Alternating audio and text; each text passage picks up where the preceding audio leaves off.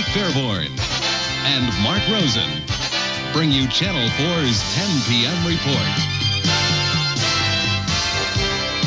Good evening, everyone. Some Cuban refugees whom authorities believe were released from the prisons in Cuba are in custody in Minnesota tonight. Dave, they were arrested during a series of early morning raids in Minneapolis, St. Paul, and 2 suburbs.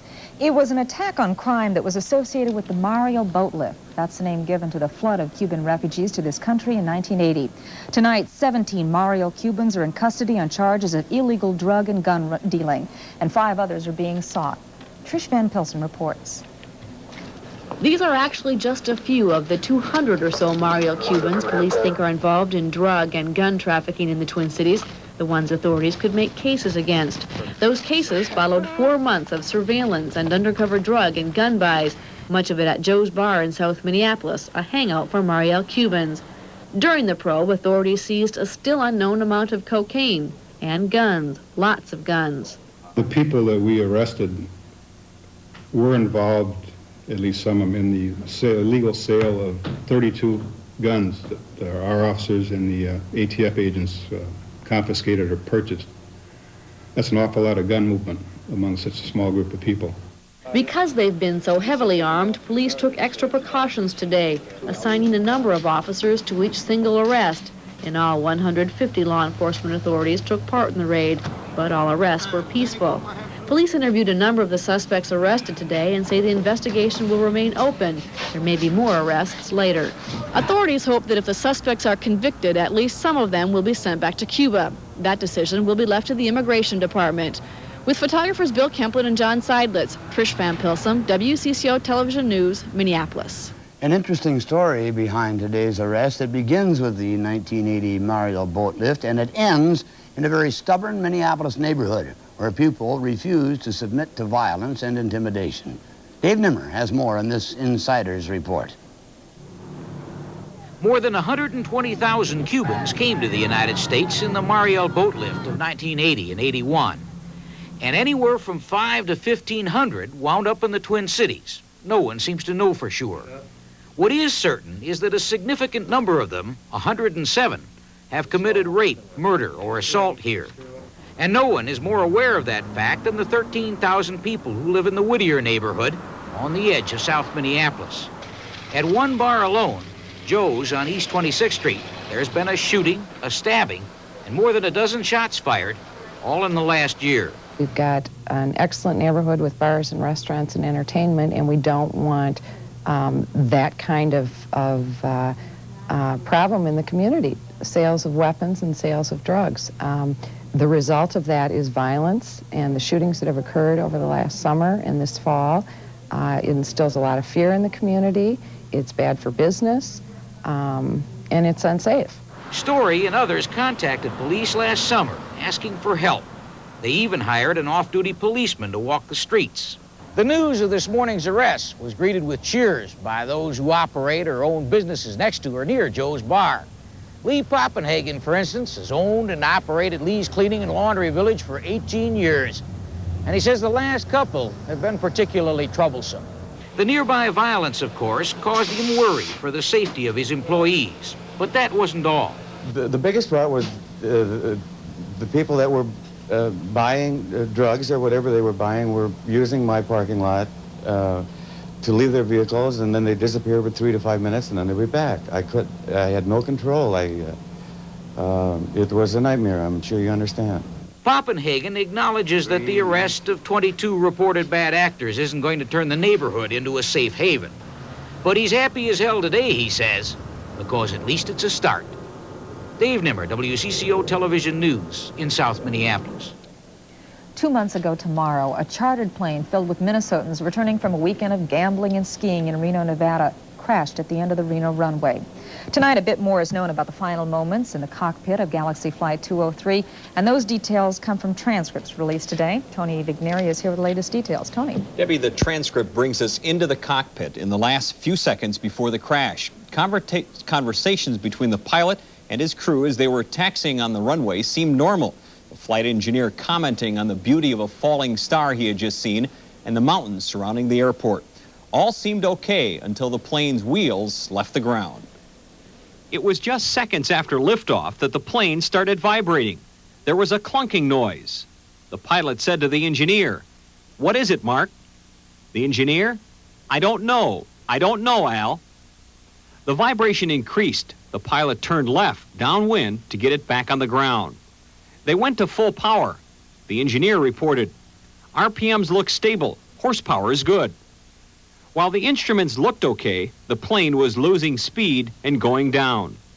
The engineer said, "God, God." The pilot, still trying to avert disaster, called for max power. 5 seconds later, the plane crashed. Investigators say the impact and fire destroyed many of the pieces of the plane that could have provided answers. They have ruled out electrical failure, and they do know the plane crashed with all 4 propellers intact. The question now is, what caused the vibration? Next month, the NTSB will hold a public hearing on the crash.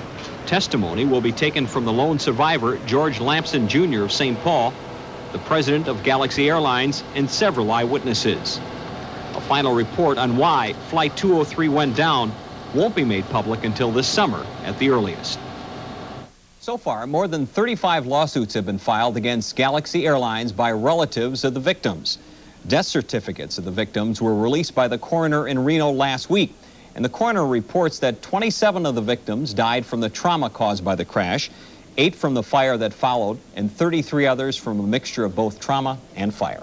Now, there's this hearing next month. That's correct, April 23rd. What does the investigation focus on now? Right now, they're going to be looking at the vibration since it was so severe. It should focus on that. The vibration may have been caused by a multitude of things. One may have been a door that was left ajar, a door that didn't go up and lock in place. They'll be focusing on that during the next few months and even into the summer. Tony, thank you very much. In less than an hour, a Minnesota House committee will vote on an anti-abortion bill. Tonight in a public hearing, the committee listened to supporting testimony to the legislation. The bill would outlaw abortions unless the mother's life was in jeopardy. While the committee listened to supporters of the bill, one floor above them, people spoke out against the bill. More than 40 members of Planned Parenthood and other pro-choice organizations attended that meeting. Spokesmen said they felt it was more productive to hold a protest hearing rather than stage a confrontation at the real committee hearing. Sponsors of the bill predict it will pass the committee and be approved by the full House. A similar measure will be introduced in the Senate on Monday. Dave? More than 30 farmers and members of a citizen action group protested tonight against an interstate banking bill. Members of the House Banking Committee and representatives from Norwest and First Interstate Banks were meeting inside the Lexington restaurant on Grand Avenue in St. Paul discussing the bill, which would allow Norwest and First Bank to set up branches in other states. The farmers are protesting that the banks could help out the thousands of financially strapped Minnesota farmers before money is spent out of state. Debbie? President Reagan has wasted no time in nominating a new labor secretary. 5 days after Raymond Donovan resigned, the president has picked Bill Brock for the post. Brock has been Reagan's chief trade negotiator for 4 years. Today, he said he considers the job a challenge and set as his first priority creating as many new jobs as possible. Brock's nomination must still be approved by Congress. Union Carbide Company released its findings on the Bhopal, India gas leak disaster. Their findings and the reaction from a Minneapolis law firm representing the Indian government in just a moment. You have a mission to accomplish. You need the right attitude, the right tools, the right materials. You need the right stuff. Where do you get it? Knox. All the right stuff at the right prices. Knox Home Improvement Sale going on now. In the land of Dairy Queen, we treat you right. There's a sale on everything smooth flowing, delightful. It's in the land of the Dairy Queen Sundae. Come discover the land where good taste comes through. Buy one Dairy Queen Sundae, get another one free. This Monday through Friday at Dairy Queen. In the land of Dairy Queen, we treat. All this talk about OnePlus long distance has led to a jungle of confusion. That's why Mid-American Long Distance Company published this booklet to explain how to save money and keep your telephone service just as simple as it's always been. When 1+ balloting comes to your neighborhood, watch for this in your newspaper or call for a free copy. Read all about it. People in your neighborhood are already saving with Mid-American. Find out why Mid-American is your clear choice for long distance. It's been more than 3 months since a deadly gas leak in Bhopal, India. Dave, the chemical escaped from a Union Carbide plant, and tonight, after a lengthy investigation, the company admits its Bhopal employees did not follow safety procedures. But while Union Carbide blames its Indian workers for the leak, a Twin Cities law firm doubts that conclusion. Colleen Needles reports. Last December, 2,000 people were killed and 200,000 others were injured when a deadly cloud of gas was released from Union Carbide's Bhopal plant. According to a Union Carbide investigation, that accident was triggered when water somehow got into a tank containing methyl isocyanate, a chemical used to manufacture pesticides. The water reacted with the chemical and produced the deadly gas that escaped for several hours through steam valves. I feel badly about it now. Today, Union Carbide officials said they would accept moral responsibility for the tragedy, but nothing more. Officials said the Indian workers were to blame because they didn't follow safety procedures. The amount of water that got into this tank took quite a while to get in there. I don't know what you figure. Oh, 15 to 30 minutes. For that amount of water to get into the tank. And that's why we say it doesn't sound like something that's inadvertent. And it could be a deliberate action. But an attorney with the Minneapolis law firm representing the government of India says he's not surprised Union Carbide is attempting to shift the blame. And he adds that the fact the corporation supervised the plant and conducted the investigation says it all. It's controlled by, and the responsibility rests with, the parent corporation. Today, attorneys for the law firm of Robin, Zell, Larson, and Kaplan would not comment on the lawsuit they are preparing for the Indian government, only that it is proceeding. Colleen Needles, WCCO Television News. The only other place where methyl isocyanate is manufactured is a Union Carbide plant in West Virginia. The company says a similar accident could not happen there because of strict safety procedures. The health threat posed by asbestos has led the state of Minnesota to file a $415 million lawsuit. It names 51 out-of-state companies as defendants. The suit says they mined, supplied, and installed asbestos in state buildings, even though they knew the material has been linked to lung diseases and cancer. It's my understanding that there have been studies and there are public documents already available that clearly indicate that the industry was well aware of those problems. That they knew that the product itself and the entity of asbestos was a hazard, and yet continued and affirmatively attempted to withhold that information. Humphrey says the state will try to keep public exposure to asbestos fibers to a minimum. None of the defendants could be reached for comment today. A fire in the St. Paul home burned for just 10 minutes today before it was brought under control. But in that brief time, the home's occupant died. Investigators say 60-year-old Mabel Buteau, who used a walker, succumbed while she was trying to get outside. Still not clear how the fire started. 4 young boys remain hospitalized tonight after a car they had allegedly stolen crashed in Minneapolis. Happened early this morning when police gave chase. The car smashed through a fence at 28th Street and 14th Avenue South, flew off a hillside over some railroad tracks and crashed on the other side. All 4 youths are in serious condition at the Hennepin County Medical Center. Debbie? A new vehicle was unveiled today that it is hoped will bring new prosperity to a troubled northern Minnesota company. Governor Perpich was among the first to ride Polaris Industries' new 4-wheeled all-terrain vehicle. Polaris of Roseau, Minnesota used to make only snowmobiles, but when sales slumped, the plant closed for 7 months a year.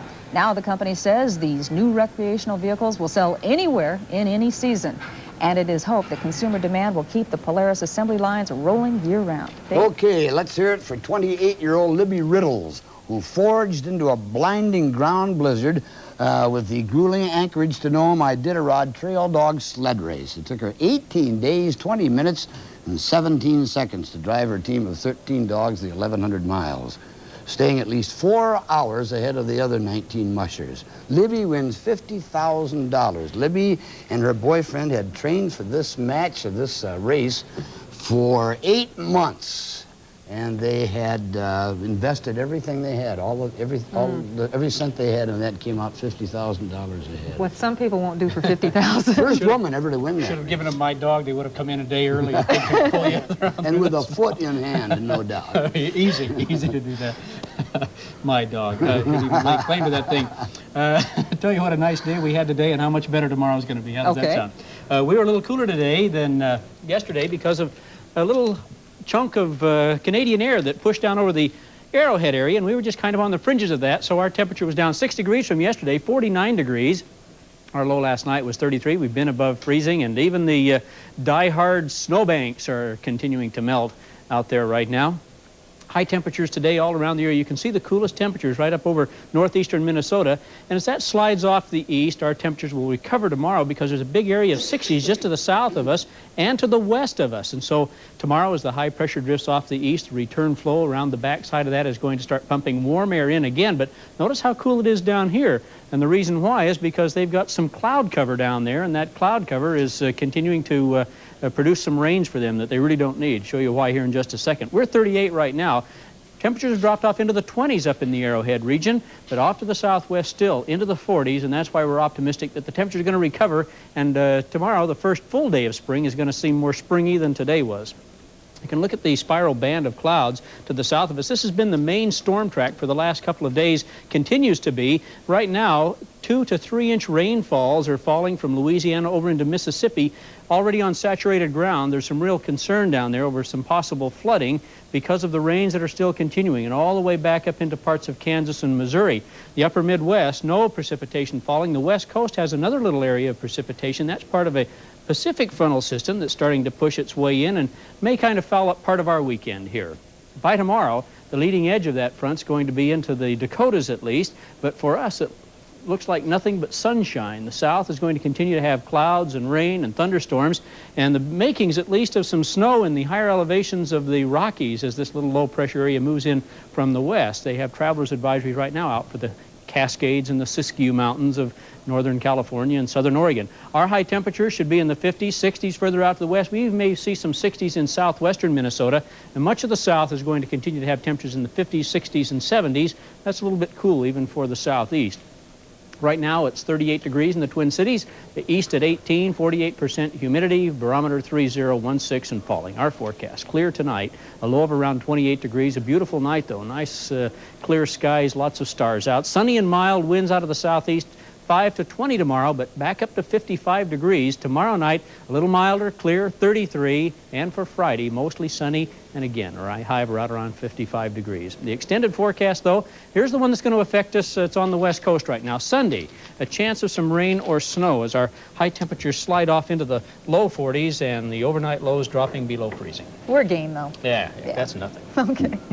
Garrison Keeler's incomparable Prairie Home Companion is, as you know, a radio program that has achieved national prominence. But its home in St. Paul is falling apart. So today, plans were announced for a $1 million renovation job on the World Theater. $300,000 of it to be donated by the program's principal contributor, the Cargill Company. Barney? The Prairie Home Companion has been broadcast temporarily from the Orpheum Theater. But it's possible, we're told, that until refurbishing of the world is complete, the program will emanate from Chicago. Debbie? A Twin Cities woman whose husband is missing in Mexico has a small reason for hope tonight. That story is just ahead on the 10 p.m. report.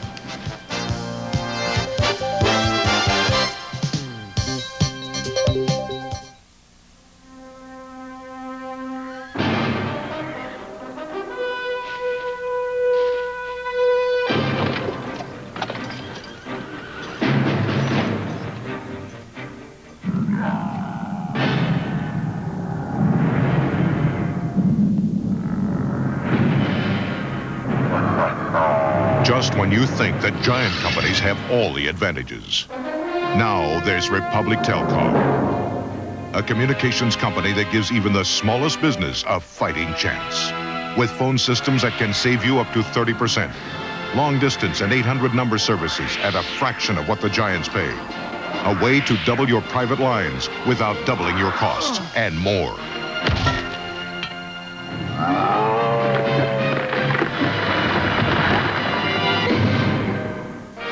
Call Republic Telecom and give your business a fighting chance.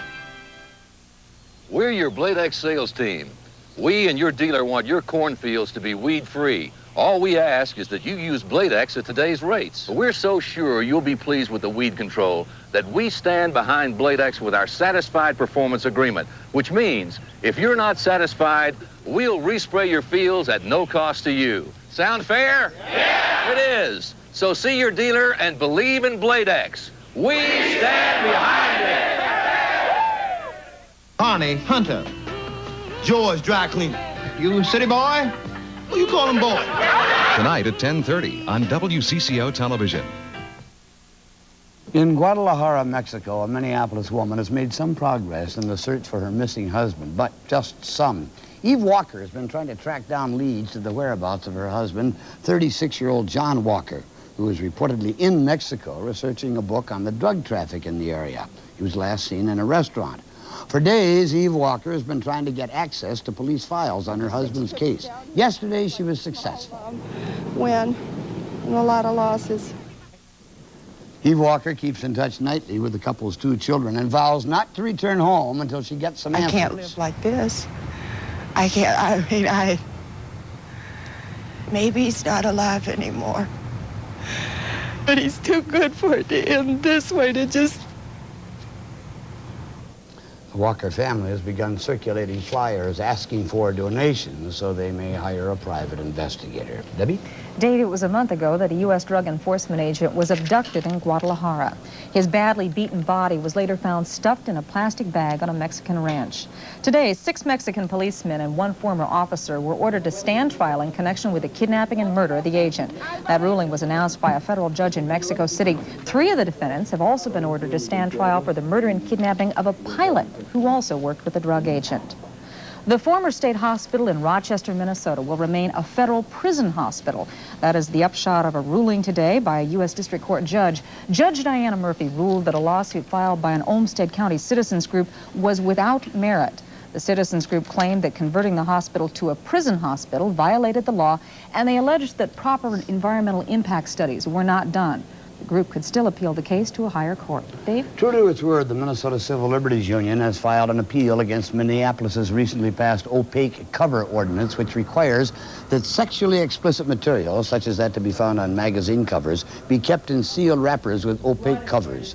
Today at a news conference, Jan Lori Goldman of the MCLU said the ordinance violates the U.S. Constitution by restricting the access of adults to First Amendment protected material.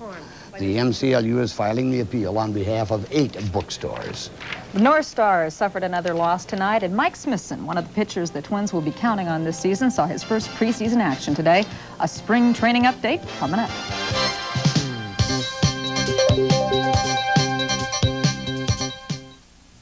Burger King does it again. Perhaps you think we're reminding you that the Whopper beat the Big Mac, right?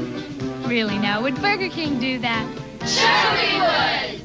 But this time it's breakfast, because our crust sandwich just beat the stuffing out of Egg McMuffin 2-to-1 for best taste. Our flaky croissant filled with golden eggs, melted cheese, and sausage bacon or ham. First the Whopper, now the crust sandwich. Well, win a few, win a few. Aren't you hungry for Burger King now? In with the old, out with the new. The great Toyota swap meet is on now. Your Toyota dealer has a big selection of new 85 trucks and cargo vans, so he's going swap happy. He wants to swap until every 4x4 is forgotten and every cargo van has vanished. Trade-in allowances may never be this high again. So come on in, swap your old tired tub for a tireless workhorse. Make your super swap deal this week during the great Toyota swap meet. On now at your Toyota dealer. Hurry! Back when they bought their farm, the Fortuna family also bought their first Frigidaire refrigerator. Today, they got a brand new Frigidaire. Isn't she a beauty, girl? It's got everything that Mrs. Fortuna and the 4 Fortuna daughters always wanted. And Mr. Fortuna knows it's still hard to find a refrigerator that'll outwork or outlast a Frigidaire. So what happened to their old Frigidaire? Ain't she a beauty, girls? Frigidaire appliances. Here today, here tomorrow. The most extensive testing program ever conducted on first-year corn has just been completed by the makers of Counter. And results prove there's a complex of pests, including wireworms, white grubs, and nematodes, that can reduce plant vigor and yields. Controlling these pests with Counter produced an average yield increase of almost 6 bushels per acre. Proof that it pays to treat your first-year corn with Counter. The professional hockey season is on the way. The North Stars still have not clinched a playoff position. They didn't get any closer to it tonight. But just about. They're just about there. You know, it used to be a disgrace to lose to Winnipeg, but they have regained their dignity, let's say. They used to call them Lose-a-Peg. Now it's Winnipeg again. 5-2 to the Winnipeg Jets tonight. The Twins we'll get to in a bit, but Winnipeg, the winner, Jim Archibald, his first game for the North Stars and scores. He's the former North Dakota skater. Dirk Graham, the other North Star goal, and another North Dakota skater, Doug Schmiel, scored 2 goals for Winnipeg. There's the final, 5-2.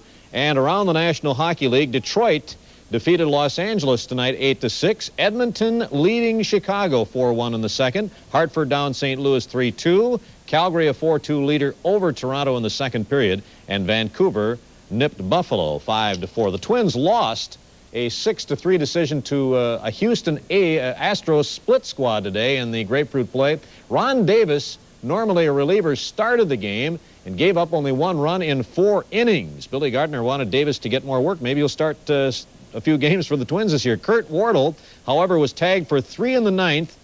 Bruno still has a hot bat. Tom Brunansky, his home run was his 14th RBI in 10 games. The game also marked the spring training debut of pitcher Mike Smithson. He went 2 innings after sitting out a month with a sore neck. Mark Rosen has more on that injury and the consequences. On one pitch, Mike Smithson experienced every pitcher's nightmare, and it happened so fast. He tried to get out of the way, but when you are the Major League's tallest player at 6'8", it's difficult to duck. Jim Gantner's screaming line drive caught him in the neck. It was the most frightening moment of Smithson's career. Despite this incident, Mike never missed a starting assignment and went on to become one of the best pitchers in the American League. Smithson worked out all winter without any real trouble, but last week here in Orlando, Mike cut loose with a fastball and felt a twinge in his neck. X-rays revealed problems with 2 of his vertebrae, and all of a sudden, Mike couldn't turn his head. Smithson has spent as much time at the chiropractor as he has at the ballpark this spring. He says his condition is improving, but he's still very concerned about his health. If I have to go through this kind of pain the whole season, I'm not too sure how effective I'll be, so they're just telling me to take my time down here, but you know, this is a time when you got to get in shape and get your innings in and try to get your control down, so I am a little bit concerned about it. Manager Billy Gardner has told Smithson not to rush his recovery. But the Twins pitching staff without a healthy Smithson becomes just an average one, and Mike's patience is being tried. Now I got to try to play catch-up, but it seems like when you try to play catch-up, you can hurt yourself more. So it's hard for me to try to, you know, tone down what I'm trying to do. But then again, I got to try to hurry up and get in shape. Smithson said he will learn how to pitch with pain if necessary. I've waited a long time to play in a championship club, says Mike, and a stiff neck isn't going to stop me from helping the Twins win the division. This is Mark Rosen, WCCO Television Sports, reporting from Orlando. The Metrodome in Minneapolis is being broken in and worn out all on the same day today. Golden Valley Lutheran Junior College and Rochester Junior College were the first teams to lose balls and field odd bounces in the dome this season. And the Golden Valley Royals won the first 2 games of a triple header, but now they're taking on St. Paul Concordia in the final game of a quadruple header. The Royals might be a bit tired tomorrow. Ever heard of that? A quadruple double header. Quadruple header, actually. The Walt Disney's World on Ice show opened tonight at the Met Center. One of the outstanding performers was Olympic silver medalist Rosalind Sumners.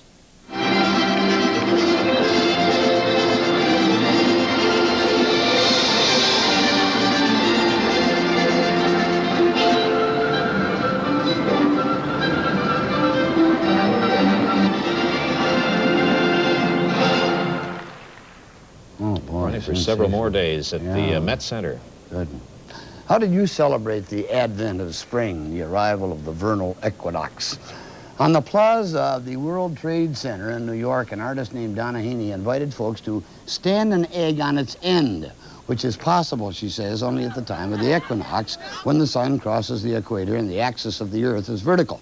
The Chinese believe this is an omen of good luck, So this gentleman will be in good shape for the rest of the year. Old Steady Eddie here has a century of good fortune coming to him. Good fortune indeed for all of us tomorrow, Dave. Another nice forecast, mostly sunny with a high near 55. Have a good evening.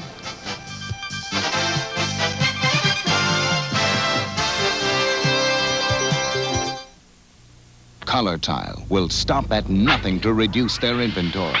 Whether it's drastic price reductions or some other way, it's got to go. So now through Saturday only, selected wall coverings are half price, and Color Tile paint is half price, and a huge selection of mosaic and ceramic floor tile is half price. This is all half price because it has to go. So make it to Color Tile by Saturday, because how it goes is up to you. Color Tile, where customer service makes all the difference. When it comes to choosing the right college, I'm pretty smart. It's all here in my book. But when I needed a computer, I was the one who needed an education. So I did a little research in this book. I found a computer store that had a great selection, and they helped me make the right choice. Next time you need some help, don't major in confusion. Turn to the Yellow Pages. It's in a class by itself. The Northwestern Bell Yellow Pages, published by U.S. West Direct. Hi, I'm Mr. Taylor. My secretary made a reservation. Yes, she requested a Camaro. A Camaro?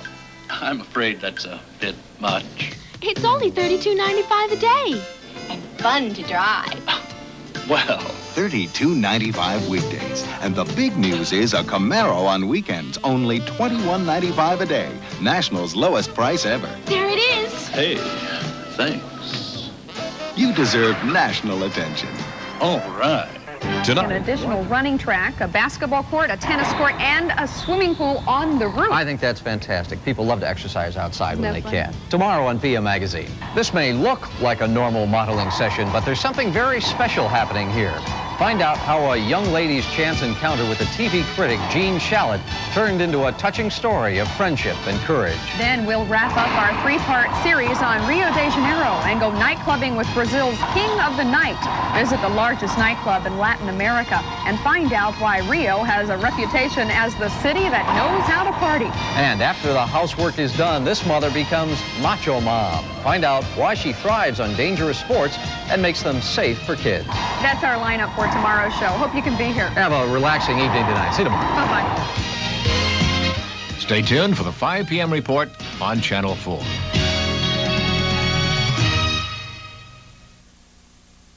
Watch out. Taco Bell's gonna give you the works. The works are 3 new combination platters just made for you. They're really saucy, big and beefy, cheddar cheesy, crispy crunchy. When you're getting really hungry, ask for the works. Each for about $3. Eeny, meeny, go for beanie. Tasty, happy, mighty munchy. Absolutely. Very tasty. Now you're getting really hungry. Ask for the works. Oh, yeah. Ask for the works. Ask for the works. This Career Network report comes from the YMCA, offering a variety of professional careers for men and women in program and management positions. The Y is an organization with 10 million members in more than 1,800 YMCA centers around the nation. And around the world, the YMCA operates some 12,000 centers in 90 countries. Which career appeals to you? Youth work, physical education, or how about accounting, fundraising, or general administration? 2 liberal arts colleges specialize in preparing you for a Y career. George Williams College in Downers Grove, Illinois, and Springfield College in Springfield, Massachusetts. Check out the excellent employment benefits at the YMCA, an equal opportunity employer. For more information about YMCA careers, call 371-8722. John Gallus inviting you to watch for our next Career Network report.